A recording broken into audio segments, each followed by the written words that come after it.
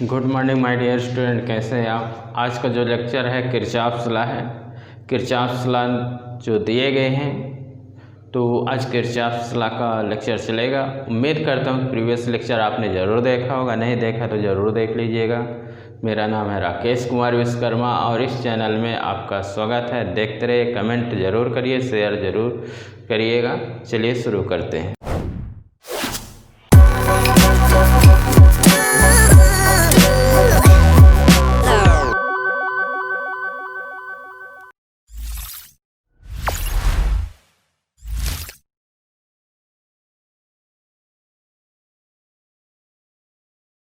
Good morning my dear student, कैसे हैं आप।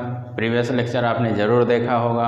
आज ये नया कॉन्सेप्ट लेके आए हुए हैं, principle of Wheatstone bridge. Principal of Wheatstone bridge आज न्यू कॉन्सेप्ट लेके आए हुए हैं। मेरा नाम है राकेश कुमार विश्वकर्मा और इस छोटे से physics of by Rakesh sir में आपका स्वागत है। चलिए देखते हैं क्या होता है ये।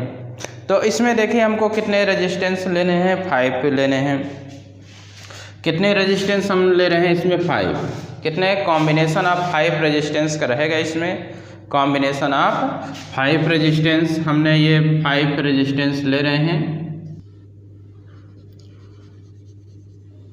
ये हमने कितने रेजिस्टेंस ले लिए, R1 ले लिए, इसको R2 ले लिए, R3 ले लिए, R4 ले लिए और R5। कितने रेजिस्टेंस हमने ले लिया है, 5 रेजिस्टेंस। कितने रेजिस्टेंस लिया है, 5 रेजिस्टेंस लिया है। अब 5 रेजिस्टेंस लिया हुआ है यहाँ पे, तो यहाँ पे ये बताया गया है कि ये एक्स वाई जो है, ये जो R5 है, जो R5 है ये रेजिस्टेंस, इससे कोई करंट फ्लो नहीं होगी। F R5 जो रेजिस्टेंस, इससे कोई करंट फ्लो नहीं होती। No current flow through resistance R5, then R1 upon R2 is equal to R3 upon R4। किस कंडीशन में है, जब कोई भी करंट R5 से कोई करंट फ्लो नहीं होती है, R5 से कोई करंट फ्लो नहीं होगी, तो X और Y have same potential. X and Y have same potential, then R1 upon R2 is equal to R3 upon R4 होगा। ये क्या कहलाता है, बैलेंस्ड हीट स्टोन ब्रिज कहलाता है। If R1 upon R2 is equal to R3 upon R4, no current flow in resistance R5 and X and Y have same potential। X and Y have क्या होगा, same potential होगा। X और Y के पास same potential है। R5 से कोई current flow नहीं होती है, तो R1 upon R2 equal to R3 upon R4। ये क्या होता है, principle of Wheatstone bridge होता है। यही हमको क्या करना है, प्रूव भी करना है। यही हमको क्या करना है, प्रूव भी करना है कि if no current flow in resistance R5 से कोई भी करंट फ्लो नहीं हो रही है। R5 से कोई भी रेजिस्टेंस जब फ्लो नहीं हो रही है, तो R1 upon R2 equal to R3 upon R4 क्या करना है, हमको प्रूव करना। क्या करना है, प्रूव करना है। तो इसमें देखिए, जब कोई भी करंट फ्लो नहीं हो रही है, if no current flow through resistance R5 से कोई करंट फ्लो नहीं हो रही, and X and Y have same potential. क्या होगा, same potential. X and Y have क्या होगा, ये सेम पोटेंशियल होगा।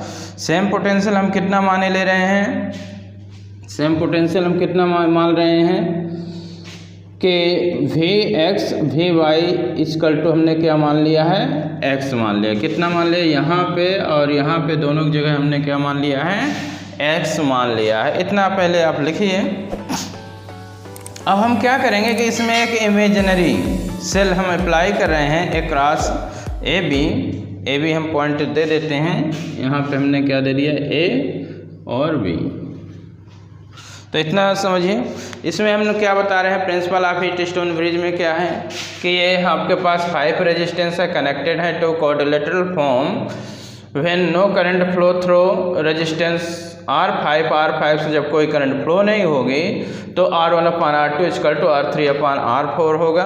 यही principal of Wheatstone bridge कहलाता है। इसको हमको क्या करना है, प्रूव भी करना है कि R1/R2 इक्वल टू R3/R4, यानी no current flow through resistance R5, X and Y have same potential. तो यहाँ का पोटेंशियल और यहाँ का पोटेंशियल क्या है, सेम है। अब इसमें क्या है, हम एक इमेजिनरी सेल क्या कर रहे हैं, कनेक्ट कर रहे हैं। एक इमेजिनरी सेल क्या कर देंगे, हम कनेक्ट कर रहे हैं, और फिर इसको हम क्या कर रहे हैं, मैथमेटिकली क्या किए देते हैं, प्रूफ किए देते हैं। ये हमने क्या कर दिया, कनेक्ट कर दिया। ये V हो गया 0 और ये V हो गया। तो यहाँ का कितना हो जाएगा, V हो जाएगा। यहाँ का कितना पोटेंशियल हो जाएगा, 0 हो जाएगा। कितना हो गया, यहाँ का V ले लिए, वहाँ का कितना ले लिए हमने, 0 मान लिया। अब यहाँ पे जब सेल अप्लाई कर रहे हैं तो करंट फ्लो हो रही है। कितने करंट मान लिए हमने, I करंट फ्लो हो रही है। इससे हमने मान लिया I1 और इससे कितना मान लिया, I2 फ्लो हो रही है। कितनी है, I1 एंड I2, I1 और ये I2, इतनी हमने क्या है, करंट मान लिया। ये आपको क्या है, करंट। तो यहाँ पे एक इमेजिनरी हमने सेल क्या है, कनेक्ट किया है। ये क्या है, एक इमेजिनरी सेल क्या कर दिया है, कनेक्ट कर दिया है।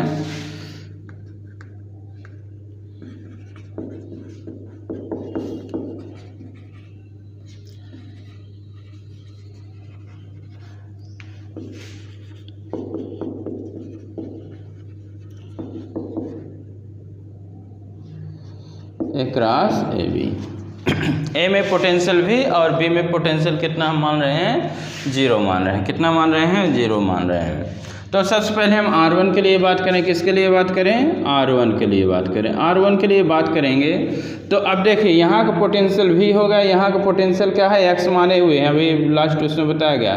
तो यहाँ का X, तो कितना हो जाएगा, V minus X equal to V equal to IR। यहाँ का V हो गया और यहाँ का X, तो V minus X equal to कितना, I1 R1। कितना आ जाएगा, I1 R1 हो जाएगा। इसकी बात करो, ये X पोटेंशियल ये कितना है, 0 है। तो X उसके लिए ले रहे हैं, R3 के लिए ले रहे हैं। तो X minus 0 equal to I1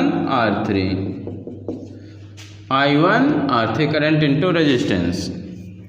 इसके लिए बात करें, इसमें कितने करंट मान रहे हैं, कितनी फ्लो रही है। जब फिर अप्लाई किया current I in this point divides in 2 part, I1 and I2। I1 flow ये R1 रेजिस्टेंस एंड R3 से I1 फ्लो हो रही है, और I2 current R2 resistance and R4 resistance से फ्लो हो रही है। अब आप ले लो R2 के लिए ले लो, तो यहाँ का V हो गया और यहाँ कितना हो गया, यहाँ का हम X माने हैं। कितना माने हुए हैं, इस पॉइंट का भी हमने क्या माना हुआ है, X माना हुआ पोटेंशियल। कितना माना हुआ है, X। यहाँ का भी पोटेंशियल हमने कितना मान के चल रहे हैं, X मान रहे हैं। तो V minus X equal to कितना हो जाएगा, I2 R2। इक्वेशन हमने थर्ड दिया। R4 के लिए ले लो, तो x माइनस कितना हो जाएगा, 0 इक्वल टू I2 R4। ये हमने क्या निकाल लिया, R1 R2 एंड R3 में क्या निकाल लिया, पोटेंशियल निकाल लिया। R1 R2 एंड R3 जो रेजिस्टेंस, उनमें हमने क्या निकाल लिया, पोटेंशियल हम क्या कर लिए, निकाल लिए।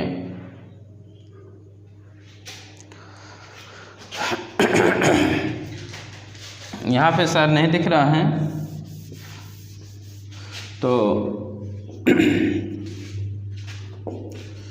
R4 के लिए कितना हो गया जाएगा आपका, x minus 0 equal to I2 R4। इसको हमने इक्वेशन क्या दे दिया, 4th दे दिया। क्या इक्वेशन हमने दे दिया, 4th। ये हमारे पास कितने इक्वेशन हो गए, 4 इक्वेशन हो गए। अब आपको सेम पोटेंशियल को क्या कर दो, डिवाइड कर दो। सेम पोटेंशियल को क्या कर दो, डिवाइड कर दो। अब कौन कौन से डिवाइड कर सकते हैं, फर्स्ट और थर्ड को डिवाइड कर दो, और सेकंड और फोर्थ को डिवाइड कर दो। अब क्या कर देते हैं, हम डिवाइड किए देते हैं। हम डिवाइड कर रहे हैं, किस में किसको डिवाइड कर रहे हैं, देखिए ये फर्स्ट है और ये थर्ड है। फर्स्ट डिवाइड बाय थर्ड कर दो तो v माइनस, तो कितना आ जाएगा देखिए ना, इसमें इसको डिवाइड करें v minus x upon v minus x, कितना आया आपके पास 1। इधर कितना आ गया I1 R1 अपान I2 R2। इसमें इसको डिवाइड करोगे यहाँ से 1 आएगा और ये I1 R1 अपान I2 R2। तो then I2 upon R1 equal to R1 upon R2। Equation number इसको दे दो 5th।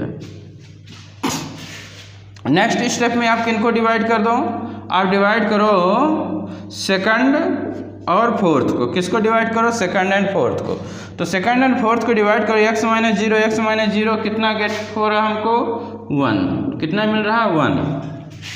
और I1 R3 upon I2 R4, I1 R3 upon I2 R4, then we can get I2 upon I1 is equal to R3 upon R4।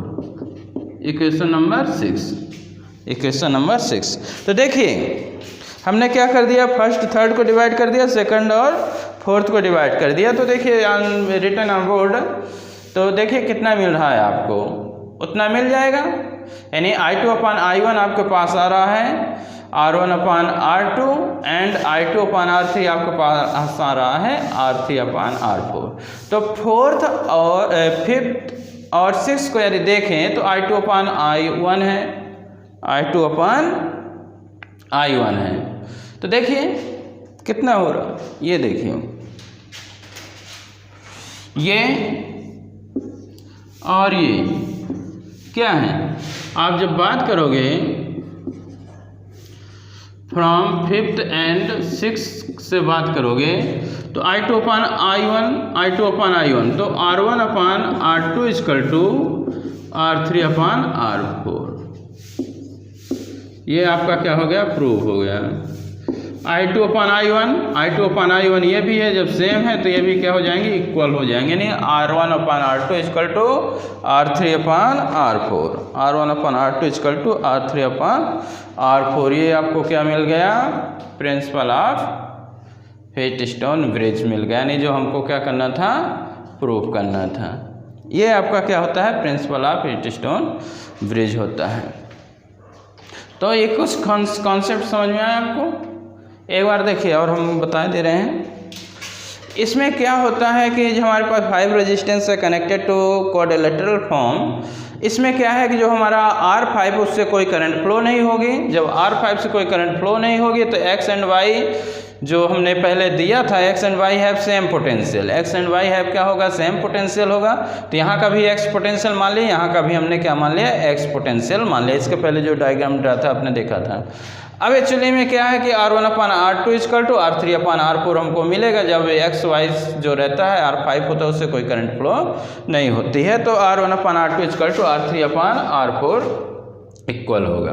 अब हमने क्या कर दिया, imaginary एक सेल कनेक्ट कर दिया। तो यहाँ का जो पोटेंशियल यहाँ का V ले लिए और ये 0 है, यहाँ का 0 ले लिए। अब इसमें जब हमने अप्लाई किया तो I करंट फ्लो होती है। तो I1 divide in 2 part, I1 and I2, I1 flow through R1 and R3, I2 flow through R2 and R4 resistance. अब यहाँ पे देखिए हमने R1 रेजिस्टेंस के लिया तो यहाँ का पोटेंशियल भी है, यहाँ का X है तो V minus x equal to I1 R1 हो जाएगा। R3 के लिए हमने लिया तो X यहाँ का पोटेंशियल यहाँ का 0 है तो X माइनस 0 I1 R3 हो जाएगा। यहाँ का V है, यहाँ का X है तो V minus x equal to I2 R2 हो जाएगा।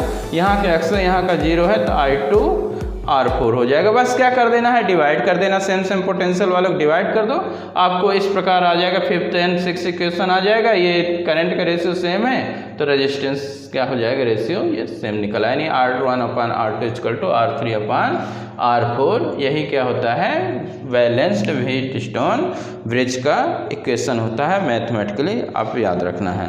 यानी ये क्या हो गया, R1 upon R2 equal to R3 upon R4 balanced Wheatstone bridge. देखिए इस प्रकार का आपके पास सर्किट दिया हुआ है। अब बोल रहा है कि हमको रेजिस्टेंस इक्विवेलेंट रेजिस्टेंस है बिटवीन ए एंड बी।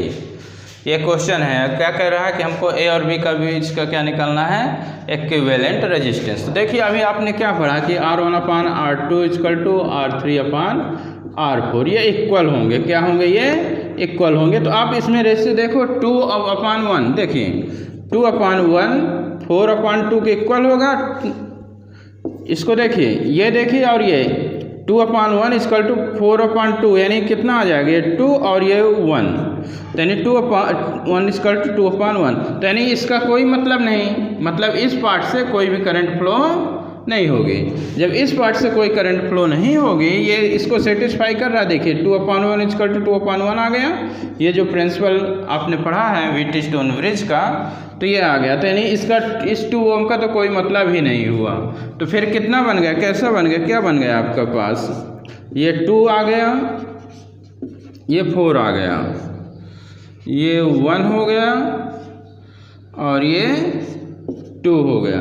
बस ये और ये सीरीज में हो गया, ये और ये क्या हो गया, सीरीज में हो गया। तो यह कितना आ गया, ये आपका ये 6 हो जाएगा और ये कितना हो जाएगा, 3 हो जाएगा। बस कैलकुलेट कर दो। अब ये दोनों किस में हो गए, ये पैरेलल में हो गए। किस में हो गए, ये पैरेलल में हो गए। तो 1/R equal to 1/6 plus 1/3 you can calculate. तो देन 6 LCM आपके पास आएगा, तो 1 आ गया और ये 2 आ गया, यानी 3/6, यानी R इक्वल टू 2 ओम। कितना आ जाएगा, R इक्वल टू 2 ओम। आपको इस प्रकार का देखना है कि ये सेटिस्फाई कर रहा है कि नहीं। R1/R2 इक्वल टू R3/R4 यदि है तो इसमें आप देख लो, मैच कर लो, तो इसका कोई मतलब नहीं, इससे कोई करंट फ्लो नहीं होगी। तो यानी ये इक्वल हुए, इस प्रकार सीधे सीधे कैलकुलेट हो जाएगा। मीटर ब्रिज देखिए, ये मीटर ब्रिज का डायग्राम शो है। मीटर ब्रिज, इसका जैसा कि नाम ही है कि मीटर ब्रिज है। ये metre bridge based on principle of Wheatstone bridge. किस पे बेस्ड है, प्रिंसिपल ऑफ व्हीटस्टोन ब्रिज है। मीटर का नाम है, मीटर ब्रिज है, मतलब कि लेंथ 1 मीटर ही होगी। क्लियर ही है, नाम से मीटर ब्रिज, लेंथ 1 मीटर होती है। ठीक है, क्या यूज होता है इसका, यूज होता है कि जो अननोन रेजिस्टेंस होता है वो फाइंड किया जाता है। Metre bridge it is a device based on principle of Wheatstone bridge. जो अभी पढ़ाया गया प्रिंसिपल ऑफ व्हीटस्टोन ब्रिज पे बेस्ड होता है। और to determine the unknown resistance, इसके द्वारा क्या कैलकुलेट करते हैं, अननोन रेजिस्टेंस किसी वायर का क्या करते हैं, कैलकुलेट करते हैं। तो ये एक डिवाइस है। इन प्रैक्टिकली आप लैब में पढ़ोगे इसको, ये एक्सपेरिमेंट करोगे कि अननोन रेजिस्टेंस क्या है, फाइंड करने के लिए मीटर ब्रिज का यूज़ करते हैं। नाम से क्लियर है, 1 मीटर की इसमें लेंथ होती है। ये आपका डायग्राम शो है आपके पास। तो ये आपका ये यहाँ मीटर स्केल लगी होती है पूरा। ये एक जो थिक मेटेलिक जो स्ट्रिप है, प्लेट है, ये आपका प्लेट है, ये लगी हुई है, ये प्लेट है, ये पूरी प्लेट है। ये पूरा किसका रहता है, एक लकड़ी का रहता है, लकड़ी का बना हुआ है। यहाँ पे ये एक स्केल लगी हुई है, मीटर स्केल लगी होती है। क्या लगी होती है, मीटर स्केल। यहाँ पे जो ए बी हमने वायर का नाम दिया है, ये यहाँ एक वायर होता है, यहाँ से यहाँ स्क्रू लगे होते हैं, यहाँ इस पॉइंट में भी स्क्रू, यहाँ पे भी स्क्रू ये लगे होते हैं। तो यहाँ ए और बी के बीच हम सेल को कनेक्ट करते हैं और की को कनेक्ट करते हैं। और यहाँ पे जो स्क्रू लगे होते हैं, यहाँ पे रेजिस्टेंस लगाया गया है, जो इसका हमको कैलकुलेट करना है। अनरोल रेजिस्टेंस लगा हुआ है, ये रेजिस्टेंस बॉक्स एक बॉक्स होता है जिसमें अलग अलग ओम के प्लग लगे होते हैं। इसका हमको पता होता है कि कितने ओम का रेजिस्टेंस है, अलग अलग प्लग लगे रहेंगे। और यहाँ पे ये सेल क्लांसी, और ये क्या है, गैल्वेनोमीटर। क्या है, ये गैल्वेनोमीटर है। तो यहाँ पे जो आपका AC है, AB है, AB क्या है, वायर है। ये किसकी होती है, मैग्नीन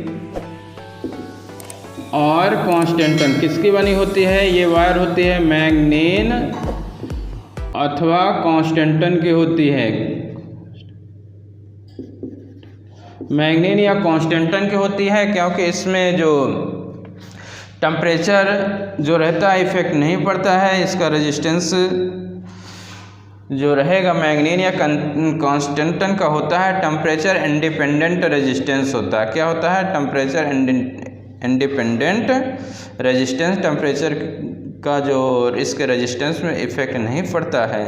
तो resistance of wire do not change during measurement. जब मेजरमेंट लेते हैं, मैग्नीन या कांस्टेंटन की वायर लेते हैं, जब मेजरमेंट लेते हैं तो इसका रेजिस्टेंस चेंज नहीं होता, टेम्परेचर का इफेक्ट नहीं पड़ता, इसलिए मैग्नीन या कांस्टेंटन के एलॉय होता है। ये क्या होता है?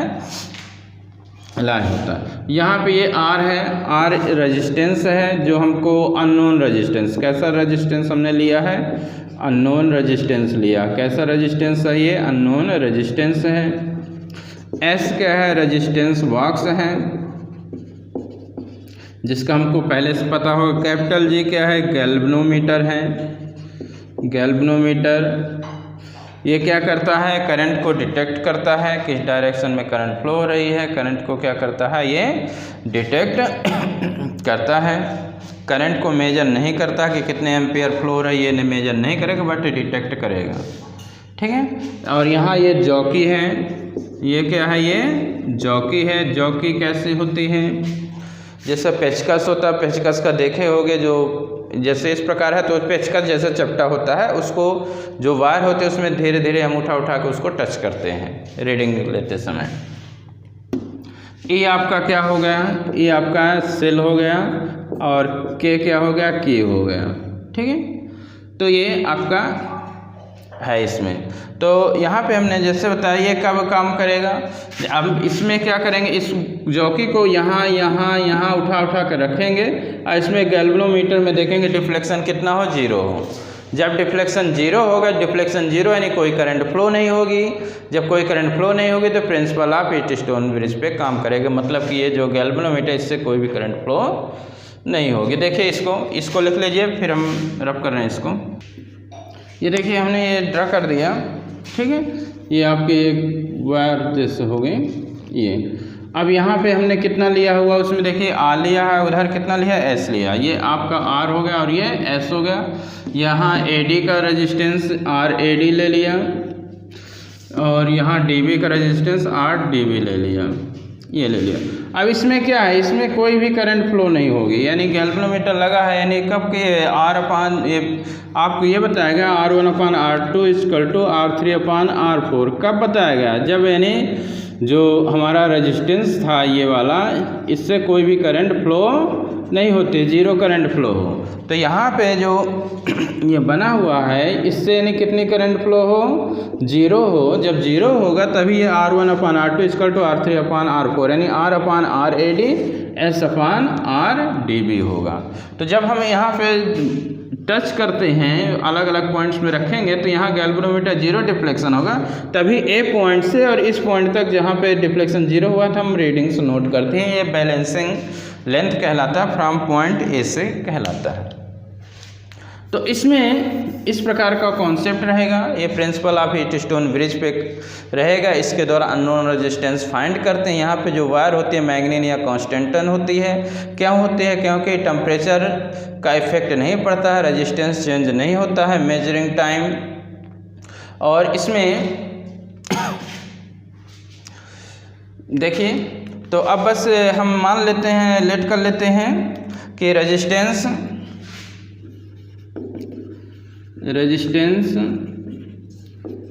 Per unit length of wire कितना मान लिए? x ओम पर सेंटीमीटर। तो अब यहाँ से यहाँ तक कितने मान लिए? ये RAD, तो कितना हो गया? ये L मान लिए, तो पर यूनिट लेंथ है 1 सेंटीमीटर पे x रेजिस्टेंस है, तो L × x हो जाएगा। यहाँ RDB, यहाँ से इस पॉइंट से ये जॉकी की ये पॉइंट है पूरा 100 है। ए से बी टोटल कितना है? ए बी आपका टोटल कितना? 100 सेंटीमीटर। कितना? 100 सेंटीमीटर। तो ए से डी हमने कितना मान लिया? ए से डी हमने L मान लिया, तो डी भी आपके पास कितना बचा? 100 - L बचा। तो ये यहाँ से यहाँ तक कितना बचेगा? 100 - L। अब रेजिस्टेंस की बात करें तो पर यूनिट लेंथ हम रेजिस्टेंस x मान रहे हैं, per unit length resistance x मान रहे हैं, तो यहाँ से यहाँ तक इतना आपका रेजिस्टेंस हो जाएगा। ठीक है। तो पर यूनिट लेंथ x है, तो RAD = LX ओम पर सेंटीमीटर हो जाएगा, और RDB कितना हो जाएगा? 100 - L इंटू एक्स ओम पर सेंटीमीटर, इतना आपके पास आएगा। ए से डी हमने L माना तो D से B 100 माइनस L हो जाएगा। रेजिस्टेंस की बात करें, X पर यूनिट लेंथ पे रेजिस्टेंस माने हैं तो AD का रेजिस्टेंस LX हो जाएगा और जो DB का resistance 100 minus L into X resistance हमको मिल जाएगा। अब इसमें यानी गैल्वेनोमीटर में डिफ्लेक्शन नहीं हो रहा है, गैल्वेनोमीटर में डिफ्लेक्शन नहीं हो रहा है, तो ये वाली इससे कोई भी करंट फ्लो नहीं हो रहा है, यानी इससे क्या है, गैल्वेनोमीटर में डिफ्लेक्शन 0, तो इससे कोई भी करंट फ्लो नहीं होगी। जब कोई भी करंट फ्लो नहीं होगी, no current flow through galvanometer,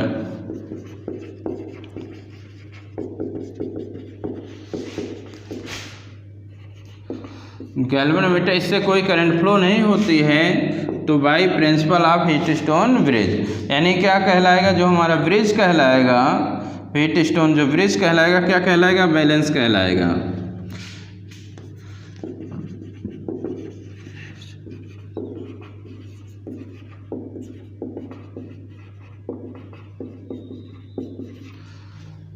बस लगा दीजिए, कॉन्सेप्ट लगा दीजिए और कैलकुलेट कर दीजिए, आपका मिल जाएगा रिजल्ट क्या हो जाएगा, आपको मिल जाएगा।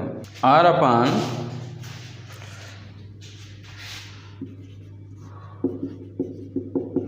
अपान R A D equal to S upon R D B, बस रख दो। चलिए यहाँ पे रख करके लिखे, ये कितना बन रहा है, R upon R A D, R upon R A D, R upon R A D. जब इसमें कोई करंट फ्लो नहीं, इसके अपान ये ले लेना, बस simple, S upon R D B. Value replace कर दो, कितना आ रहा है, आर ए डी आपके एल एक्स एस, कितना 100 माइनस एल इंटू एक्स, तो कितना आ जाएगा कैलकुलेशन के बाद, एक्स कैंसिल हो गए, एक्स और एक्स क्या हो गए, कैंसिल हो गए, तो R 100 minus L S into L, तो S equal to R 100 minus L upon L, S equal to R 100 minus, ये अननोन रेजिस्टेंस एक्चुअली में निकालना है, आर निकालना है, तो आर इक्वल टू आपके पास कितना हो गया, R equal to S into L upon 100 minus L, इतना आपके पास ये मिल जाएगा। ये आपका अननोन रेजिस्टेंस का इक्वेशन आ गया। एल एंड एस यदि हमको पता है तो आर हम क्या कर सकते हैं, कैलकुलेट कर सकते हैं। एस आपको पता है और एल बैलेंसिंग लेंथ पता है, तो ये रेजिस्टेंस जो ये आपका आर है, इसका रेजिस्टेंस आप क्या कर सकते हैं, कैलकुलेट कर सकते हैं। क्या कर सकते हैं, रेजिस्टेंस आपका कर सकते हैं, कैलकुलेट कर सकते हैं। यहाँ पे जो हमारी जो जॉकी है, जॉकी को हमको क्या करना है, जब रीडिंग लेते समय ऐसे उठा के ऐसे रखना है, इसलिए उठा के उसमें रब नहीं करना है। क्या करना है, रब नहीं करना है। रब इसलिए नहीं करना है, रब करेंगे तो वायर में स्क्रैच आ जाएगा। वायर में स्क्रैच आएगा तो आपको पढ़ाया गया कि resistance and area of cross section inversely relation होता है। यदि area of cross section change होगा तो रेजिस्टेंस क्या हो जाएगा, चेंज हो जाएगा। एरिया यदि डिक्रीज हुआ, घटा, तो रेजिस्टेंस फिर बढ़ जाएगा। तो इसलिए जॉकी को वायर में जो हमारी कांस्टेंट मैग्नीन की जो वायर है उसमें उठा के रखना है, टच करना, रब नहीं करना है। Jockey should not be rubbed on wire, ठीक है। रीडिंग लेते समय सभी कनेक्टिंग जो वायर है अच्छे से कसे होने चाहिए और जॉकी को हमको रब नहीं करना है। जॉकी को हमको रब इसमें नहीं करना है। तो इसमें बस ये ध्यान देना है, ये फार्मूला ध्यान दीजिए, डायग्राम ही बना ही हुआ है, प्रिंसिपल ऑफ व्हीटस्टोन पे ही बेस्ड होता है। सिंपल कॉन्सेप्ट है। इससे जिससे यानी कोई करंट गैल्वेनोमीटर यहाँ से कोई इस पार्ट में कोई करंट जब फ्लो नहीं होगी तो इसके अपन ये, इसके अपन ये कर दो, ये LX हो गया, ये इतना हो गया, डिवाइड कर कैलकुलेट कर दोगे। सिंपल है, कर सकते हैं, कैन डू। तो ये वीडियो कैसा लगा कमेंट करके ज़रूर बताना है। देखते रहिए, शेयर करिए, लाइक करिए। Okay, thank you.